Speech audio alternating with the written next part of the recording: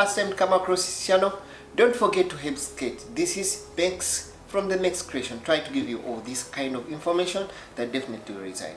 By the way, the question is that most of you've talked about what you call, or most of us we talk about what you call the residence permit, or what you call the QID in Qatar, or we talk about what you call the Emirate ID if you're in the UAE. We talk about the income in Saudi Arabia, whatever you may be.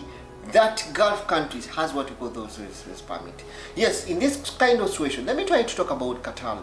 When you look at what we call the QID or the residence permit, first of all, something that we need to understand, or something that we need to know, what is use to me as an employee. Do you have value for that apart from it giving you the status to stay in the country? Yes, there might be a lot of benefits for you, for people who are in love with travel that you may not know.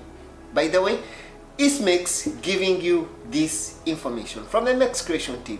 Is it your first time to come across this channel? Don't hesitate, give me a subscribe button. Remember, you're looking the road to 10,000 subscribers. It's only your effort, and I'll continue to give you.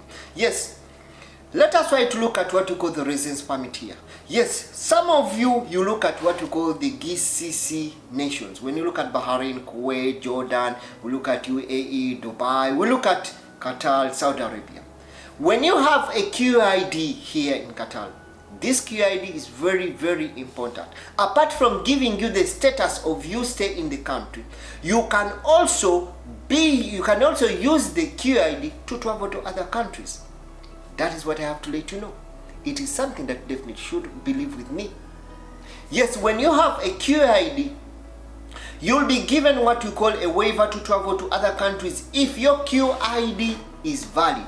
What are the requirements for you to have, or what are those requirements that definitely should understand, or what you need to know? Yes, first of all, you should have what you call a digital passport. You should have what you call a valid payment receipt. Remember, these charges are between what you call $20 to $30, which is called visa on arrival, or what you call the eVisas. Meaning that if you have a valid QID, you can move to Oman, you can go to UAE, you can go to Saudi Arabia, you can go to Kuwait, you can travel. All the opportunities are just left in your hands if you want to travel. So the GCC, or what you call the GCC residents that have holders of the QID and you're in Qatar, know that your QID can permit you to move with this country without even requiring what we call a visa. You don't need a visa.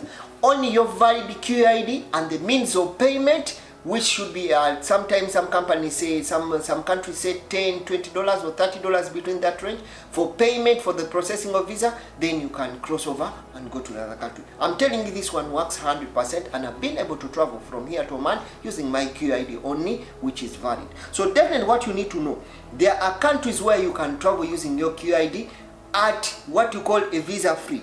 Let us look at Seychelles. When you look at, this is a visa free. If you have a QID, you can cross over and move. Oman, you can get an e-visa and cross over to Oman without even going back to your country, and you can enter the country, stay there a given duration of time, then you can come back in Qatar. We look at countries like Tanzania, where they give a 90-day visa that is on arrival, which is also flexible, that you can extend in case you want. We look at countries like Zimbabwe, which gives you what you call a visa of free arrival. And this process of the visa for Zimbabwe, if you have a QID holder, it will take definitely only 48 hours. You will have the visa with you for 30 days and above. We look at countries like Malawi, we look at countries like Kenya, we look at countries like Uganda, we look at countries like Mozambique. All these countries, if you have what you call a QID, then Qatar QID, you can be able to go and visit this country without anything. All you need is to have a valid passport. That valid passport that definitely should have, that valid passport must be 6 months of its expired. So definitely I'm letting you know, if you have this QID, definitely you are entitled to such kind of places or such kind of countries to visit